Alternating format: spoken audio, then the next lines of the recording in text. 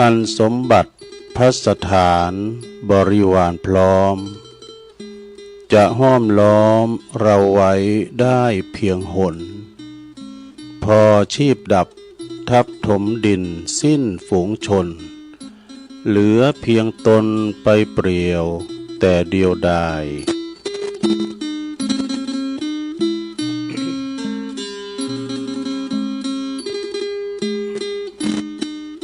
ก็ขอความนอบน้อมแด่พระรัตนตรัยอันมีพระพุทธพระธรรมพระสงฆ์เป็นสรณะที่พึ่งขอกราบแนบไต่ไหวสาถวายความเคารพมายังครูบาอาจารย์พระมหาเถรานุเถระตันเจ้าคณะพระสังฆาธิการพระภิกษุสามเณรเจ้าจุตนจุองค์กุวัดวาอารามพร้อมถึงสำนักที่พักสงฆ์ตัวก็ขอเจริญปอนมายังบรรดาปออกไปออกศรัทธาสาธุชนนักศีลนักบุญคุณดีทั้งหลายที่ได้เปิดวิทยุฟังกันอยู่ต่างหอต่างเฮินนอต่างบ้านต่างจองในเวลานี้ก็ถึงเวลา6:10หรือว่า18:10เป็นต้นไปก็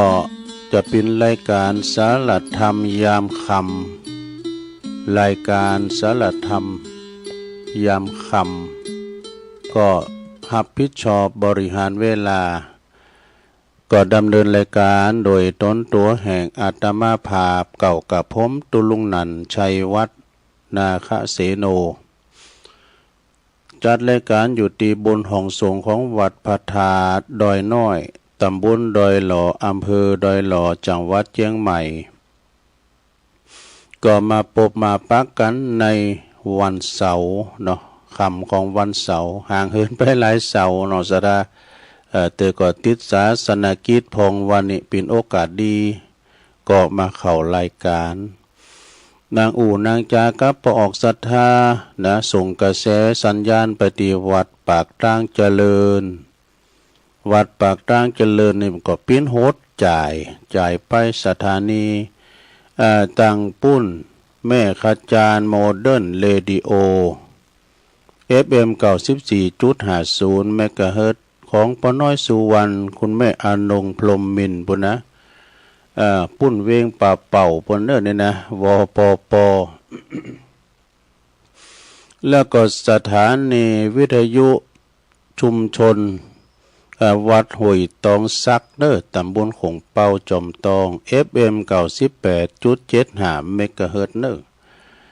แล้วยังบ่ต่อแต่นั้นก็ได้รับความเมตตาจากอาจารย์พระครูสมุวิสุวัฒน์วรกิจโจวัดไฟหินเด้อวัดไฟหินนี่ก็ FM 104.50 เมกะเฮิรตซ์สำหรับ104นี่ก็เป็นบางครั้งเพิ่นก็มีเจ้าของรายการแต่ทำเตอเปิ้นติดธุระก้ามสังกาอาจารย์พระครูสมุวิสุวัฒน์เปิ้นก็ขางเสียงทุลุงไปนะต้องขอกราบขอบคุณในเมตตาธรรมอาจารย์พระครูสมุวิสุวัฒน์วรกิจโจมาณโอกาสที่นี้ตัวเนาะมาปะกันวันนี้ก็ตรงกับวันเสาร์ที่15เด้อศรัทธาได้กึ่งเดินแล้วกันเนาะเดินมีนาคมนี่เขาไปกึ่งเดินละมีนาคมนี่จะไม่อยู่31วันเนาะวันผูกก็เป็นวันติดเป็นวันที่16แล้วศรัทธาญาติโยมทั้งหลายก็มาพบมาปะกันในยามค่ำยามแลงในขณะที่บางคุณนั้นก็ยังไปเยี่ยการทำงานยังมาหอตึงถึงบ้านเตอก็มีนะก็ไปสอบบีหาเงินไปทำงานรับจ้างอ่างบ่ายก็ไปทำงานตีไก่เนาะมาเลี้ยงครอบครัวแต่บางคนนะก็ทำหุงหาอาหารทำสำหรับกับข้าวกินปลาพองก็กินกันปินติอิ่มน้ำสำล้านเรียบร้อยนะของทัพนั้นเดินถ้วยท้องเข้าตกถึงต้องในปิญญาติบเปิ้นว่านะศรัทธาญาติโยม แล้วก็บางคนก็ติววิทยุเข้าไปพุ่นละเตือนบุรณะโหคอมบนแล้วก็ฟังรายการไปช่วงเวลาเนี่ยนะ6:10เนี่ยเปิดก็จะมีครูบาอาจารย์มานางอู่นางจาหลายก็หลายตุนนะเพราะว่าจะเป็นสามเณรนี่เปิ้นเทศนำเทศธรรมให้ฟังครูบาอาจารย์เถระนุเถระก็เข้าสู่รายการยามมออีนี่ก็เปิ้นกำลังสาเหล่าวนกันเนาะก็อันนี้ก็จะกินอันนี้ก็จะอาบน้ำกำสังฆานี่กันดึกไปให้หน่อยก็ดีไปอย่างนะสักมอก8:00ไอ้เนาะ2 ทุ่มไปเนี่ยเขาตีเขาตางแล้วเนอะ9:00ก็ใครรับก็นะเวลานี้จะโกละหนกันหน่อยนะสะทาการเฮากินข้าวแรงเจ้าข้าวเผาเนาะแต่คุณยองบอกว่าข้าวแรงว่าข้าวเผากินข้าวเผาเจ้าให้หน่อยก็ดูต่างฟังหน่อยก็ฟังกันไปเถอะเนาะศรัทธาญาติโยมทั้งหลายสุสังละปะเตปัญญังฟังโดยดีก็ยอมเกิดปัญญาเกิดจากการฟังนำเสนออันนี้พอเกินเนอศรัทธาญาติโยมทั้งหลายส่งมาจากคนดอยนกยุงในเมตตาบารมีธรรมหลวงปู่ท่านพระครูสันติเจติยากรหลวงปู่เปิ่นก็มีสมณะเมตตาบางทีนั้นเปิ่นก็ได้เอา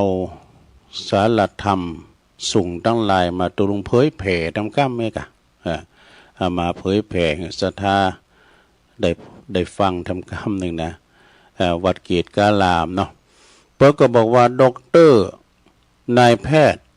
เฮเดกิวาดะอันนี้ถ้าญี่ปุ่นก็เนาะบรรแนะนำผู้สูงวัยอายุ70 ปีขึ้นไปมีพฤติกรรมดังนี้นี่จะมีอายุยืนยาวถึง90 ปีปีแน่แต่ก็คือ1เนอะแน่ก่อน1เนี่ยลงฟังพอเนอะฟังเอามูลแต่ก็จะเป็นญาติติบแต่จ้ะยาอายุยืนยาว90 ปีแน่นอนบ่ข้อที่1แปลว่าต้องเดิน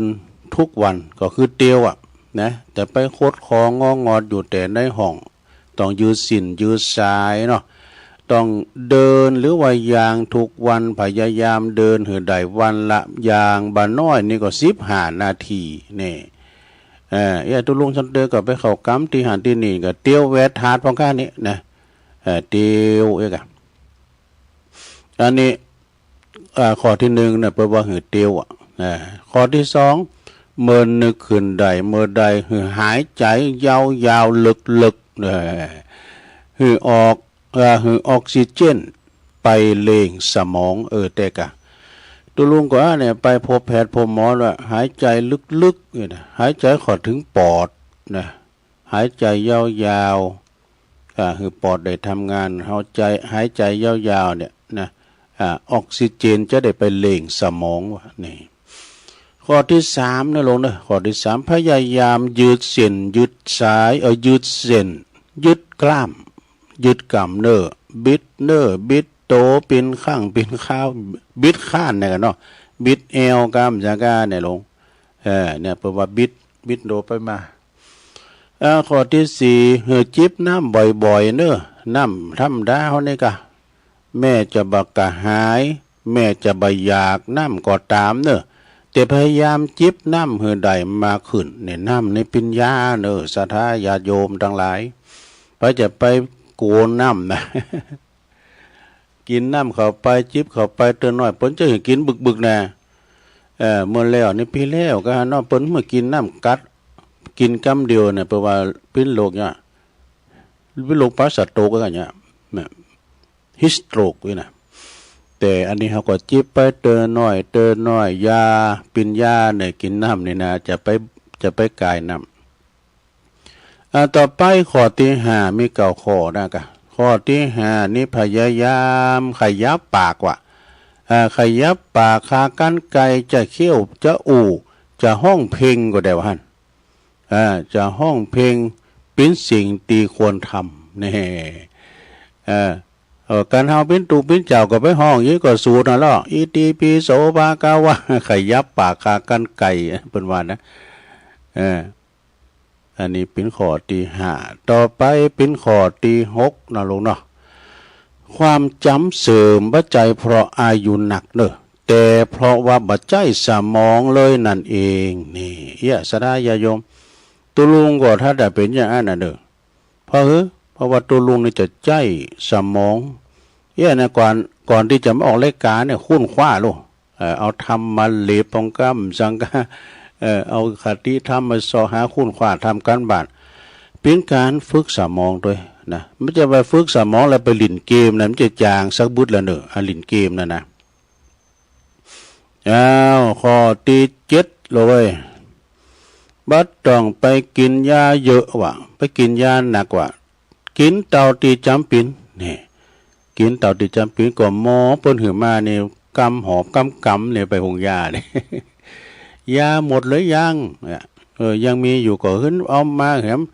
อันเก่าก็เล่าไว้กินนั้นหมายดิ๊กยาหนักก็เอาไปกับตู้มันจะได้ซื้อได้หาด้วยแต่หมอคุณเมืองประกอบว่าข้อที่8หลวงพยายามวัดความดันเลือดบ่อยๆวะวัดความดันเลือดบ่อยๆเปอร์คุมบ่หือความดันสวิงเนี่ยสวิงเนาะ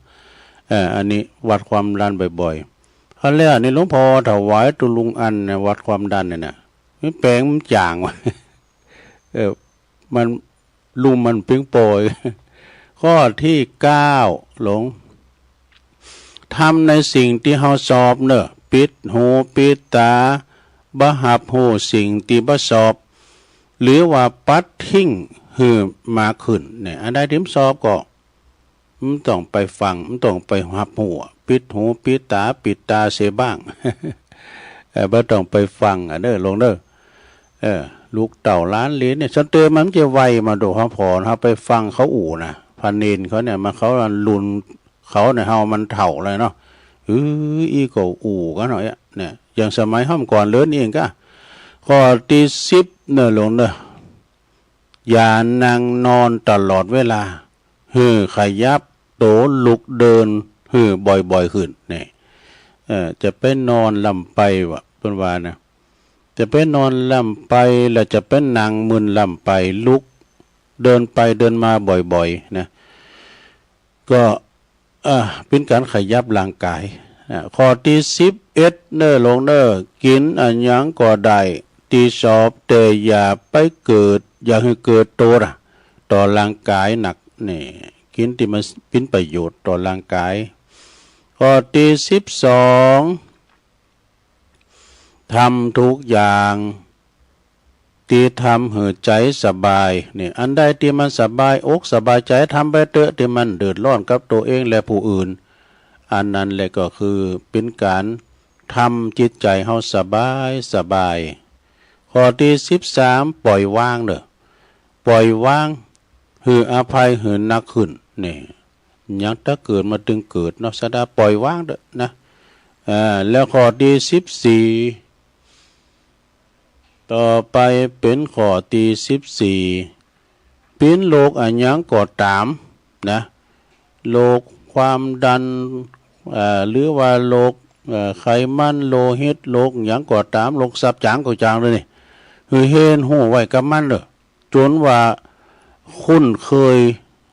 กับมันดีกว่าเนาะว่าคุ้นเคยกับมันนะโอ้อันนี้เขาเคยกินน่ะ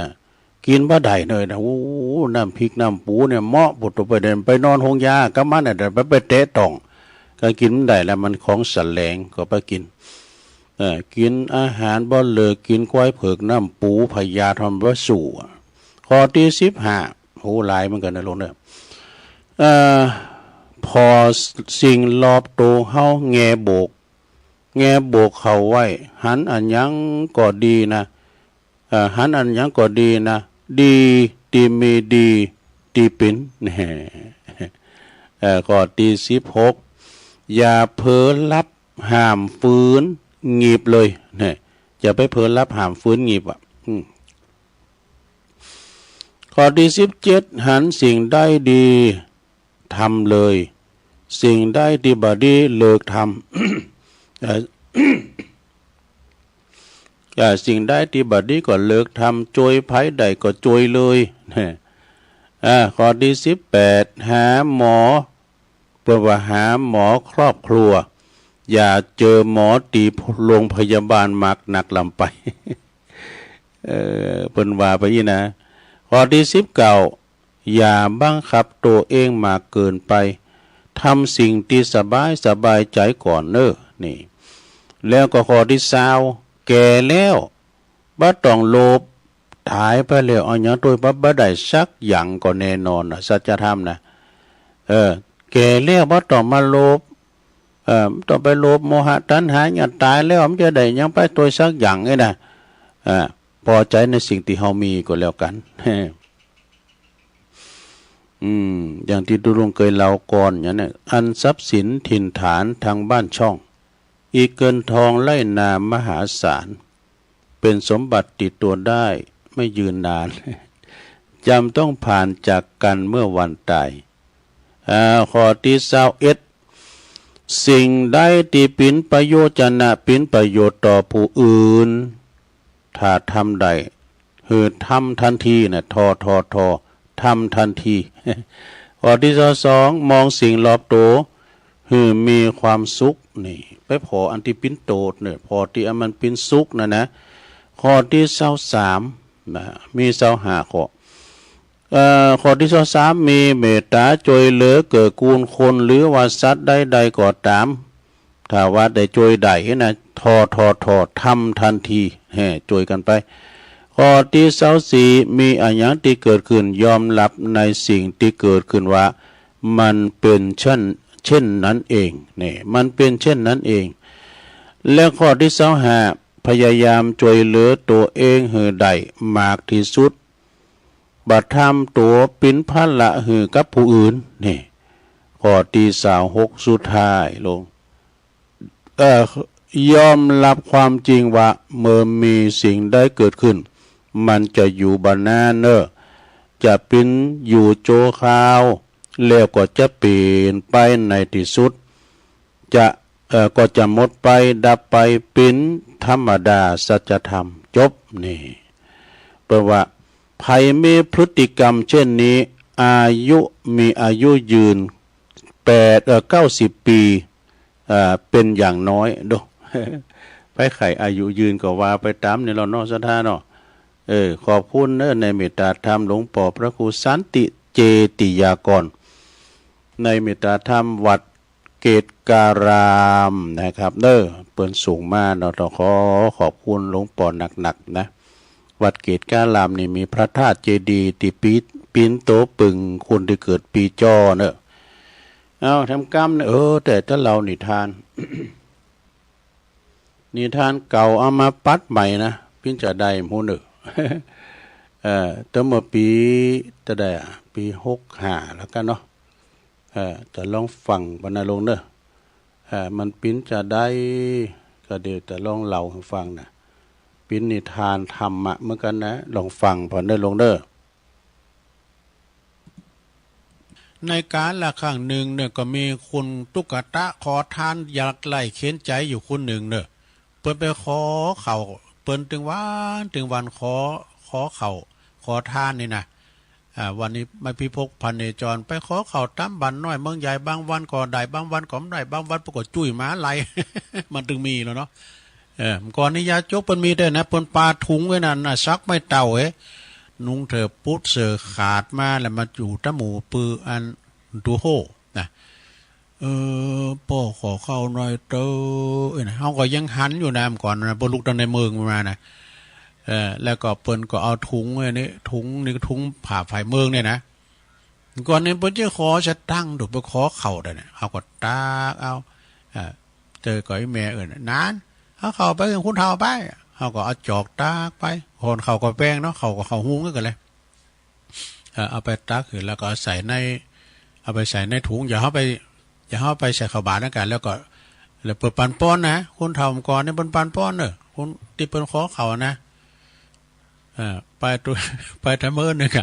อันนั้นตอนนั้นจะเฮือนเฮานะเฮาก็ไปหมอนั้นมันกำลังเต็ดผมปอมันก็เต็ดผมแหงบอกว่าขาพ่อบอกพ่อแบก ไม่ว่าเมื่อนี่ว่าอีไปชอบอย่างเอาว่าเอาใจให้หวามปอมันก็ว่าว่าเต็ดผมอยู่ดี ในการละครั้งหนึ่งเนี่ยสถานเนี่ยมีขอทานคนหนึ่งอยากไล่เข็นใจไปขอเข่าอยู่ถึงวันการละครั้งหนึ่งนั่นน่ะขอทานคนนี้น่ะมันก็ไปขอ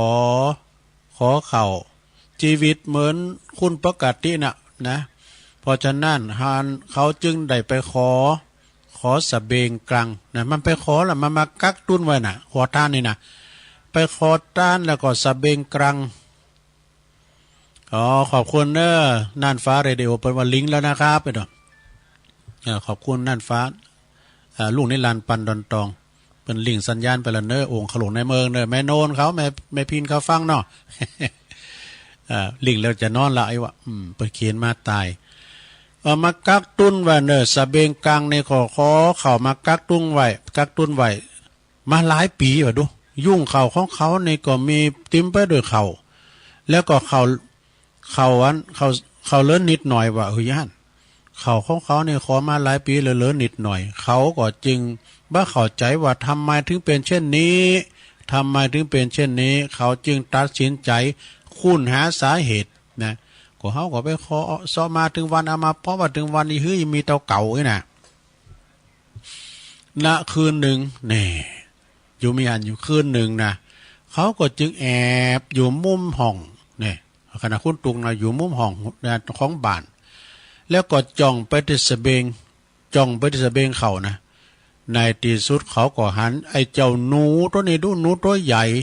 มันมาขโมยกินสะเบงเขาของเขาก็เลยโคตรเกลียดขนาดปีนั้นมากตะโกนออกไปว่าเจ้าหนูตะโกนออกไปตีเจ้าหนูว่าบ้านคุณรวยของกินไม่ปลดเตอยังไปกินยังไปซอกินเฮาในคนตุกเริ่มช้ามากินของเขาเฮาไปขอมานะแกทำไมยังไปขอยังไปซอเอากินที่คุณอาหารดีๆที่คุณตุกบุญถ้ามากินเขาที่ขากักตุ้นไว้ประมาณนั้นนะมันเดือดนะความลำบาก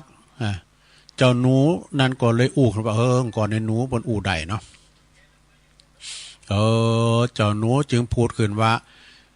จัตตาของเจ้านี่นะมีข่าวสารไว้แค่80ดาวนาเดอร์สคมาปิ้นว่าเลิกได้กับ80นั่นวะนะเดินทางหือโทลาก็บ่สามารถที่จะมีเข่าครบถังหลอกแล้วมันได้ครบถังวะจะได้แค่80อันวะขอต้านจึงถามเจ้าหนูทำไมถึงเป็นเช่นนั้นเจ้าหนูก็ตอบว่าข้าก็บ่ฮู้เหมือนกันถ้าเจ้าใครฮู้ก็ไปถามพระพุทธเจ้าเด้อวะไปถามพระพุทธองค์ดูสิไอ้เจ้าขอต้านนางจึงตัดสินใจที่จะเดินทางไปทางทิศตะวันตกเพื่อจะไปถามพระพุทธเจ้าว่าสาเหตุอันเกิดอย่างเนี้ยทำไมชะตาของขาดถึงเป็นอย่างนะมันก็กำไผกำมันบางคนสปายทุงขอบางคนนั่งอยู่ออฟฟิศบางคนนั่งอยู่ห้องแอร์คุณเฮาสร้างบุญสร้างกรรมมาบ่เหมือนกันเนาะบางคนก็เป็นคนทุพพลภาพนี่ตามกรรมไผกรรมมันอย่างตุลุงว่ากรรมมุนาวัตติโลโกสัตว์โลกต่างหลายก็ยอมปีนไปตามกรรมในโลกเนอการเฮาตาลุงพยาธิอันใดก็ไม่ต้องไปคืนยะนะก็ทำใจนะลุงเจ็บหัวเข่าก็ทำใจเจ็บขิวก็ทำใจเจ้าขอต้านก็เดินทางไปเขาก็จะไปขอต้านระหว่างทางนะจะไปเฝ้าพระพุทธเจ้าแล้วก็ขอต้านไประหว่างทางขอต้านเหรียญไหลไปเดินทางไปไกลมากว่ะมีอยู่หันวันหนึ่งเขาเดินไปจนฝ้ามืดจนมืดตึกจึงไปปะบ้านคนหลังหนึ่งเนี่ยรีบเข้าไปเคาะประตูไปต่อยประตูบนกอกไอ้น่ะ มีปอบานเดินออกมาถามว่ามีเรื่องอะไรหรือ เขาก็จึงบอกปอบานว่าขอกินข้าวหน่อยเด้อข้าอยากกินข้าวนะพอดีบ้านหลังนั้นเป็นบ้านเศรษฐีว่ะพอดีเศรษฐีเขาเป็นเจ้าของบ้านก็ออกมาหันว่าเขาออกมาหันเขาแล้วเนาะเลยถามขอทานว่ามืดอย่างอี้แล้วเจ้าทำไมจะเดินไปที่ไหนอีกนะขอทานหลังจากกินข้าวอิ่มแล้วเนาะขอทานก่อนเราจัตตาชีวิตให้เศรษฐีฟังบอกว่า จะไปถามเหตุผลกับพระพุทธองค์เศรษฐีนั้นก็ยินเศรษฐีคนนั้นก็ได้ยินดังนั้นแล้วก็รีบเชิญก็เข้าไปในนางในบ้านฮือสะเบงกังด้วยฮือสะเบงกังเขาก็กับอันฮือเขากับจำนวนหนึ่งเนาะฮือสะเบงกังจำนวนหนึ่งขอตานถามว่าทำไมทำสันเศรษฐีถึงทำเช่นนี้ท่านเศรษฐีก็จึงเล่าเหตุผลให้ฟังว่าข้าก็มีลูกสาวอยู่คู่หนึ่งนะ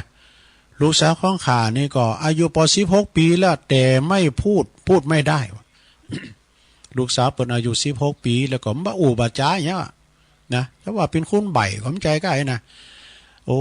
ท่านจะไปเข้าเฝ้าพระพุทธเจ้าข้าก็ขอร้องนะเจ้าช่วยถามเหตุผลกับพระพุทธองค์โดยว่าเศรษฐีโดยว่าเศรษฐีเคยสาบานว่าถ้าไผนะถ้าไผก่อตามคุณตุคุณพานไล่เขียนใจก่อตามทำให้ลูกสาวของข้าพเจ้าอู้ได้ข้าพเจ้าก็จะยกลูกสาวให้เปิ้นแต่งงานไปเลยเขาก็จะได้ลูกสาวแต่งงานกับคนนั้นนี่นะขอต้านได้ฟังเช่นนั้นแล้วก็เกิดวันไหนเขาก็จะไปเข้าเฝ้าพระพุทธเจ้าแล้ว เขา สมาในหลวงเนี่ย ไหนเขาก็จะไปเข้าเฝ้าพระพุทธเจ้าแล้วเขาก็จะถือโอกาสจวยถามหือเนอะทานเศรษฐีเนอะจะจวยถามหือแล้วก็หับปากจะถามหือ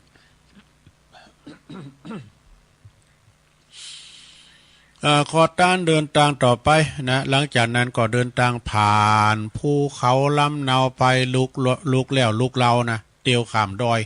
ข้ามไปหลายมอนก็เดินทางมาปบเขาลูกหนึ่งเนอะก็ดอยลูกหนึ่งเนี่ยนะยังมีวัดหนึ่งว่าโอ้ขึ้นมีวัดอยู่บนดอยมีวัดอยู่แห่งหนึ่งตั้งอยู่ก็เลยเข้าไปขอดื่มน้ำก็มีตุปอว่ะพระแก่ๆรูปหนึ่งถือไม่เต้านั้นพิษไม่เต้าดีบุกว่ะดูไม่เต้านะท่าทางแกท่าทางตุปอนั่นก็แก่มากแล้วแต่ดูกระชับกระเชงดิว่ะนักเลงเก่าก็ ตัวเจ้านะทำเตือนไปมาโบสถ์แก่เนี่ยมันทิฏฐิมันสูงพอน่ะเตือนนะก็โต๊ะโบสถ์รุ่นเนี่ยพระนางตังโหกันนี่ตัวเจ้าอาวาสนั้นเป็นหนุ่มเลยนะโหตัวลงตัวพ่อก็ตัวพ่อยังมาได้ภาษาเดี๋ยวตัวพ่อมานั่งเพ่กะข้าแกเลยพ่อจุเดี๋ยวคุณทิฏฐิสูงอะไรข้าแกเลยพ่อสูงกันนะบักมันนักเลงเก่าตัวพ่อเป็ดต่างสูตรกับสูตรเหมือนเปิ้นอ่ะกุศลธรรมะกุศลธรรมะโมกขลากุมภามินเอาไปเลยมันมาเหมือนกันนะเบ้ยมันใจบาลีนี่โมกขลากุมภามีนาผูกมาทำละสูตรไปก่อนนะกุศลธรรมะกุศลธรรมะเอาสังกูมาผมได้ความเลยนอกเรื่องละนอกตังท่าทางแก่แล้วเนอตุปอเนี่ยนะแต่ดูกระชับกระเฉงแข็งแรงดีถึงแม้ว่าจะเป็นพระชราก็เอาน้ำให้เขาดื่มว่ะขอน้ำดื่มในรอดพระชราตุลุงแก่นะเปิดก็เอาน้ำให้แล้วบอกเขาว่าพักผ่อนสักครู่กันเนอะพักผ่อนก่อนแล้วก็ถามเขาว่าจะไปไหนปอออกจะไปไหนอุบาสกขอต้านก็จึงบอกจุดหมายตีจะไปโอ้พระชราตุปอนะก็รีบจับมือขอต้านว่ะจับมือขอต้านไว้แล้วก็อู่ขึ้นว่าข้าขอร้องเนอะตุปอขอร้องเถอะตุปอต้องจอยท่านต้องจอยถามพระพุทธองค์ว่าหน่อยเนอะว่าขาดทำไมเขาชาญไปฝึกฝนมา500 ปีกว่าแล้ววะดู500 กว่าปีว่าไปฝึกชาญมานะแล้วทำไมแล้ว แล้วตามลักเนี่ยค่ะควรจะขึ้นสวรรค์แล้วไอ้วะทำไมยังบินขึ้นบ่ได้ขอตานก่อนเลยหับปากพระชลาแน่ก็ปั๊มเป้งปละมีมา500 กว่าปียังไม่ได้ขึ้นสวรรค์เลยเนาะเดี๋ยวมันเป็นอย่างแหละข้าพเจ้าจะไปบอกจะไปถามเนอทุกปอเนอหลังจากนั้นนี่ฟังอีเก้ได้ตุกตะอยากโจรคอต้านนั่นก็เดินทางไปตั้งหน้าผ่านหนทางทั้งห้วยทั้งน้องคลองบึงผ่านอุปสรรคนานาประการในการเดินทางคอต้านก็มาถึงหิมฝั่งแม่น้ำสายหนึ่งเนอะแม่น้ำนี่ก็บ่มีเฮอสักล้ำนานจะข้ามไปฝั่งกำหนาจะข้ามไปได้อย่างได้คอต้านก็ร้อนลนใจจะทำอย่างได้ดีเดี๋ยวเนี่ยจะมีปัญญาอย่างได้ดีจะข้ามน้ำได้คอต้านก็ร้องไห้ว่าโอ้ไห้หันโง่จะแล้วก็ว่าหรือว่าชีวิตขานี่จะต้องลำบากเช่นนี้หรือทันใดนั่นเองก็ยังมีเต่ายักษ์ตัวหนึ่งเต่ายักษ์ตัวนี้แก่ตัวเต่ายักษ์เท่าตัวหนึ่งโผล่ออกขึ้นมาจากน้ำเนี่ยเต่าก็เลยภาษาคุ้นใดถามคอต้านว่าทำไมมาที่นี่หรือทำไมคอต้านก็เล่าเลิงตังมดหือเต่าฟังเต่าแก่เต่าเท่ากับอันเขาว่าข้าก็ได้ฌานปฏิบัตินะข้าก็ได้เข้าฌานปฏิบัติตนมาปันปีแล้วดู เข้าฌานปฏิบัติมาได้ปันปีแล้วตามลักแล้วก็น่าจะกลายเป็นมังกรแล้วนะบินไปได้แล้วให้ดูทำไมยังได้แค่เป็นเต่าแก่ๆตัวหนึ่งตัวอันนะถ้าเจ้าไปพบพระพุทธเจ้าแล้วจวยถามคือข้าด้วยเด้อว่าข้าทำไมข้าจึงทำไมข้าเจ้ากระเดียวจวยถามพระพุทธเจ้าด้วยเนอะแล้วข้าจะคือเจ้าขี่หลังข้ามแม่น้ำฝั่งนี้ไปอีกฝั่งหนึ่งนี่นะขอต้านก็หับปากเต่าเท่าไปด้วยความดีใจแล้วก็ขี่หลังเต่าเท่านั้นไปข้ามน้ำไปชุดถึงฝั่งนะขอต้านเนี่ยก็เตียวไปเดินเนาะเดินไปจนจำบ่ได้ว่ากี่วันดูแต่ก็หาพระพุทธองค์ไปก็บ่เจอกึดในใจว่าพระพุทธองค์อยู่ไหนนะแดนสุดขาวดีน่าจะถึงแล้วขอต้านเสียอกเสียใจนะเหมาะเสียใจมากก็เลยพลอยลับไปนะแบบงุนงงเลยลับไปมันมอยเนาะมันเตียวมาไกลทันใดนั่นเองพระพุทธองค์ก็มาปรากฏขึ้นในความฝันในนิมิตฝันว่ะนะมาในความฝันดูพระพุทธองค์ถามขอต้านว่าเจ้ามาไกลขนาดนี้แล้วน่าจะมีคำตอบน่าจะมีคำถามอย่างที่สำคัญใช่ไหมใจแล้วพยาครับพยาขายเนาะใจแล้วข้าน้อยนี่มีคำถามนี่จะก็มีของข้าน้อยมีตีเปิ้นฝากถามมาก็มีนะถามว่าจะได้ลายคำถามหวังว่าท่านจะอธิบายให้ข้าน้อยได้เข้าใจได้พระพุทธองค์ก็เลยตอบว่าได้สิแต่มีเงินไขเนอะมีเงินไขดำแล้วมีเงินไขนะถามได้สูงสุดแค่3 กรัมเนอะ3 กรัมแถม3 กรัมต่ออันนะเพราะว่าบอกเคยมีไผมาถามเกิน3 คำถามมาก่อนขอทานก่อนเลยตกลงกึดในใจว่าข้าจะถามคำถามไหนดีนะขอทานก็หูซึกว่าคำถามของตนเองเนี่ยบัจจัยมีความสำคัญเลยแต่ว่าเจ้าเต่าแก่ต้นหนึ่งนะเขาชาญมาได้ปันปีเนี่ยดูถึงปันปีปัญหาบนเรื่องเขากันนะปันปีแล้วก็บัจจัยเรื่องง่ายเลยถามคำถามนี้น่าจะเอามาลองถามดูก่อนจะถามเรื่องปัญหาเต่าก่อนนะแล้วก็พระชราเหรอตูปอเถ่านะเหรอตูปอทาสุมาดูปอทาแล้วดูคำถามของตูปอทาเราดูรู้ปฏิบัติมา500 ปี ก็ยังลำบากอยู่คำถามเขาก็คงจะเอาไว้ที่รุ่นนะเอาทั้งตูปอทาก่อนนะแล้วก็ท่านเศรษฐีลูกสาวเพิ่นมีนะน่าสงสารยิ่งหนัก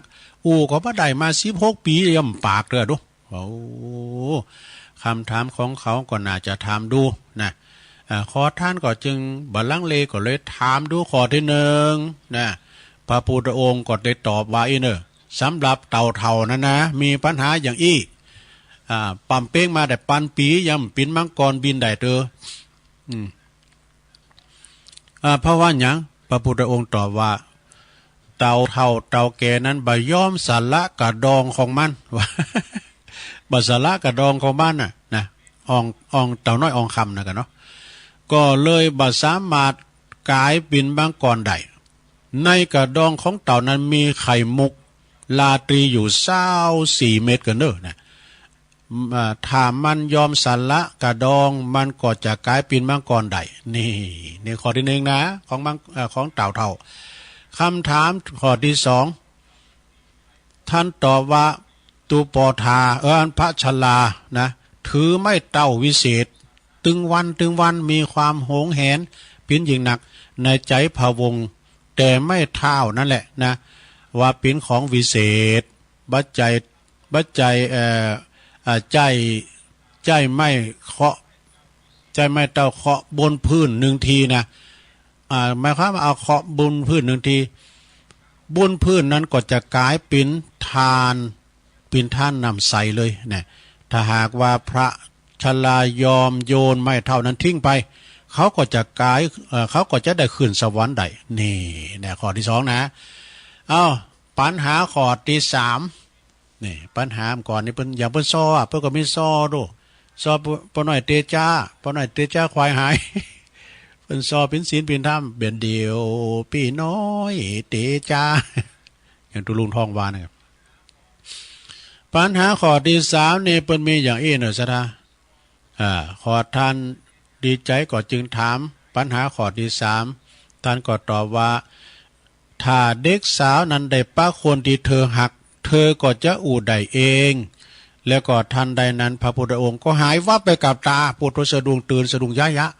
ต้องเป็นว่าเฮาฝันไปนั่นเฮาฝันไปด้วยนี่นะ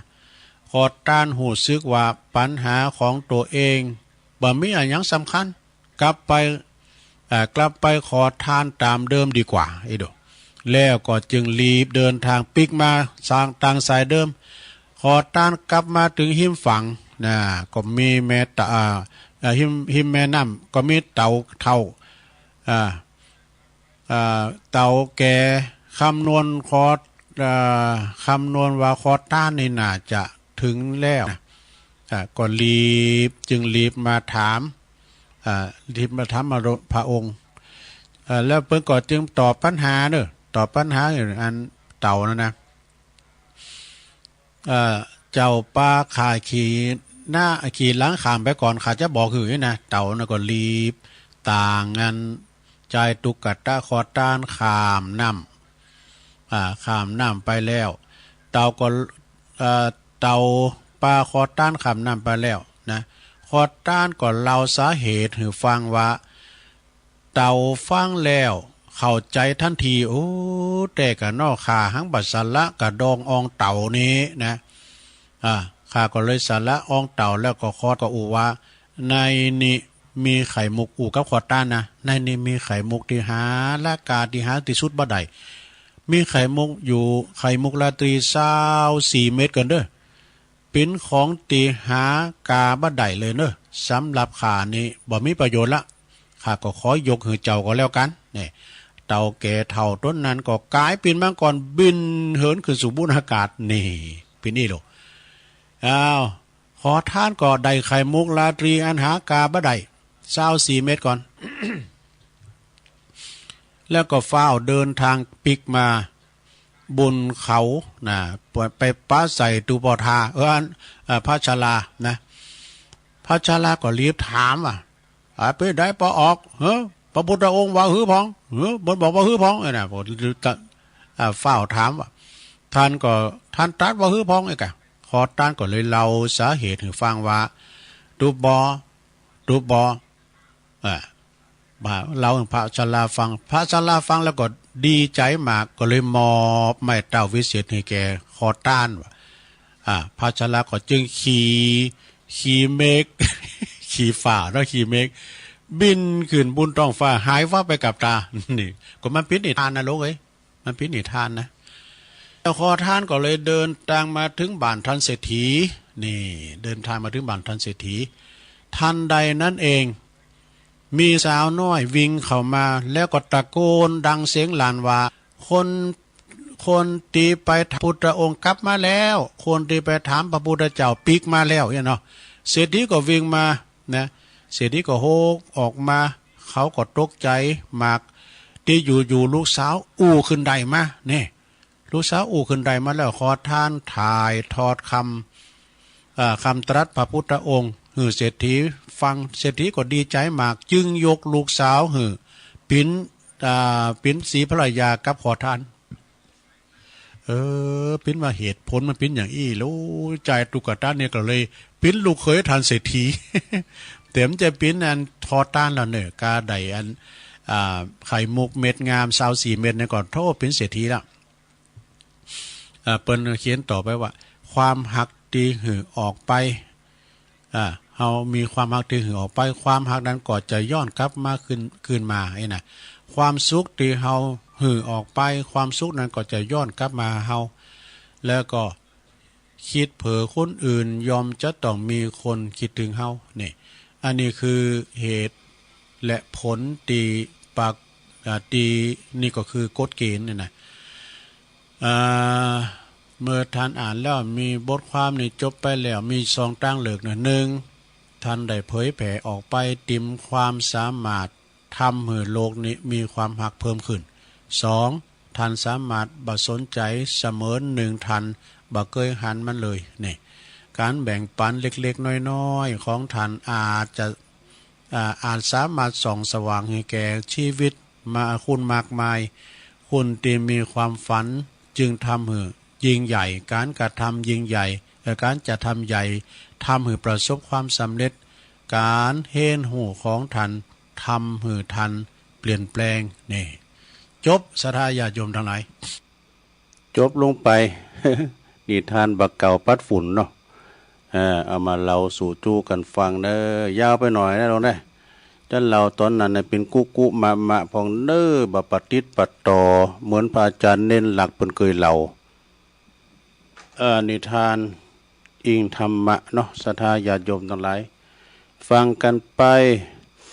ก็เดียวก็ทรงที่สองตุลุงก็จะมาเล่านิทานอีสบจ้ะนิทานธรรมเหมือนกันน่ะนิทานแล้วก็ขอคิดตั้งธรรมต่างๆเอามาเล่าสู่จูกันฟังเด้อศรัทธาญาติโยมทั้งหลายก่อนที่จะพักเบรกนี่ก็ขอประกาศงานของครูบาอาจารย์นำสักกรรมเนาะศรัทธาเพราะว่าวันผูกในแล้วนี่วันผูกนี่เป็นวันติดเนตี16เดือนมีนาคม2568ก็โดยว่าเมตตาบารมีธรรมอาจารย์หลวงพ่อพระครูสังวรศิลาภิลักษ์อันเป็นเจ้าอาวาสวัดสายมูลตำบลแมกะและพร้อมกับโดยคณะหน่วยงานต่างๆนี่เปิ้นจะมีงานคณะสงฆ์ตำบลแมกะเปิ้นจะมีการตั้งธรรมโลงเตธรรมมหาจาตเวสสันดรจะดก13กันขึ้นนะแต่ว่าตุเจ้าเปิ้นจะมา3ก้อ3ตุนเปิ้นเรียกว่าเตธรรมมหาชาติทรงเครื่องก็จะมีท่านอาจารย์ราชันอริโยอินะเนาะเปิ้นเป็นพระนักเทศน์เปิ้นแหล่ด้วยสังเอกกับทีมงานของเปิ้นก็จะมาตีวัดสายมูลโคงแก้วอารามก็หันอาจารย์เลิศพันธ์สีพลอยประดับยนต์เปิ้นลายมือพอเปิ้นตั้งโต๊ะตั้งเต้นกันหนักหลายเเปิ้นรอต้อนรับศรัทธาญาติโยมตึงตั้งนอกวัดตึงในวัดไผไข่ฟังไผไข่หันโต๊ะแสดงละครโต๊ะแสดง ที่แสดงเป็นพระเวสสันดรกานางมาที่เจ้าจารีน้องกันหาและผู้พามจูจกก็ไปพอได้เนาะไปฟังได้ฟังกันฟรีไม่ได้ซื้อเข้าบัตรสักอย่างและหลงคะแนนไปหอมกันตีดเปิดหันเด้อหอมตอนใดก็ได้เปิดก็ตืมใจวามสังไปฟังเทศฟังธรรมเพื่อจะมีแสดงประกอบการเทศนะก็จะทรงเคืองไอ้กะตอนตีนางมาทีสยบตายเมื่อมอนนอนไงเป็นแบนนาเปิดยาวๆหายใจพอต่อตรงต่างไอ้นะตอนตีนางมาทีตายลืมกันนะเพื่อก็จะแลนี่ถ้าเป็นทั้งเมืองเลยเขาก็เป็นกาบนะกันเนาะเป็นกาบก็เนี่ยเป็นแหลโดยนักเทศในระดับประเทศพวกนั้นศรัทธาแล้วก็จะมีนักแหล่ด้วยดูระดับประเทศเหมือนกันคุณทศพลหิมพานต์น้องปักบุ้งเปิดจะมาแหล่คือศรัทธาได้ฟังกันตัวจริงเสียงจริงนะก็ไปฟังกันได้เด้อตีขวงแก้วอารามทั้ง3ของวัดทรายมูลตำบลแมก้าอำเภอสันป่าตองเด้อพระจะไปลมปิ้นเจ้าภาพนะลมปิ้นเจ้าภาพการเทศการทำหรือว่าจะตามเจตนาก็ไปปักตุ่นกันโลมกาหรือว่าไปปักตุ่นกันตีเป็นว่าเจ้าภาพกันตีแต่ละกันไปปักปีนั้นจัตตาปีเกิดเท่ากันเนี่ยเปิดถึงมีดอกสะดาเอาก็ไปปักยอดปักปลายกันได้เนาะงานนี้เนี่ยจะว่าเกิดขึ้นได้ง่ายๆเด้อสะดาอันนี้แบบสากลนะแบบไทยเนอะเหมือนกับเปิดลินอีเกะนะสะดาแต่หันพาประกอบด้วยโดยคณะสงฆ์ก็ดีองค์การบริหารส่วนตำบลชมรมกำนันผู้ใหญ่บ้านโอ้หลายหน่วยงานเนาะตุลุงก็ประกาศถึงเปิ้นถึงวันที่วัดสายมูลในเมตตาธรรมอาจารย์พระครูสังวรศิลาภิรักษ์ประธานในการจัดการในครั้งนี้เน้อไปกินไปทานโอมบุญกุศลด้วยกันตั้งแต่9 โมงจนถึง5 โมงแรงดู9 โมงเจ้าถึง5 โมงแรงนะก็พกสตังค์ไปสักน้อยไปบริจาคบูชากันเตดกันไปเนาะ ฟังได้อยากเด้อศรัทธาญาติโยมทั้งหลาย